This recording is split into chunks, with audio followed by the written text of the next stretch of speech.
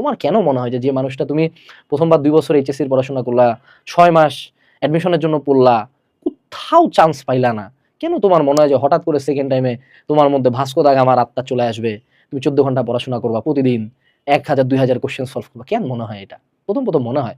Reality হলো তুমি change হবা না। ফলশ্রুতিতে যারা সেকেন্ড টাইমার, এদের মেজরিটি হলো টাইম ওয়েস্টার, লিটারাল কুলাঙ্গার।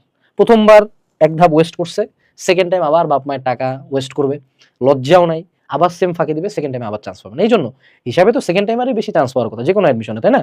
কিন্তু কেন 100 জনের মধ্যে 95 জন হয় ফার্স্ট টাইমার, 5 জন হলো সেকেন্ড টাইমার? তো সেকেন্ড টাইমার তো 3 বছর পড়তেছে এইচএসসি, তাই না? তাও চান্স পাচ্ছে না। রিজন হলো যে এই চেঞ্জটা। অর্থাৎ তুমি যদি সেকেন্ড টাইম দিতে চাও বাবা, তোমার প্রথমত আগে বাবা চেঞ্জ করতে হবে তোমাকে নিজেকে। 99% টাইম তোমার প্রিপারেশনে যার কাছেই পড়ছো, যেই কোচিং এ পড়ো, অনলাইন অফলাইন যাই পড়ছো, না বইয়ে ভুল ছিল, না কোর্সে ভুল ছিল, না টিচারের ভুল ছিল, না কোচিং এর ভুল ছিল, ভুলটা অলওয়েজ তোমার মধ্যে ছিল। তুমি you are the problem from the first place. তো তুমি যদি এটা চেঞ্জ না করতে পারো, তোমাকে আমি যত প্রিপারেশন ভিডিও দিই যে ভাইয়ার কাছেই আবার ভর্তি হও, আমার কাছে ভর্তি হও, যার কাছে ভর্তি হও, জীবনে চান্স পাও না, জীবনে না।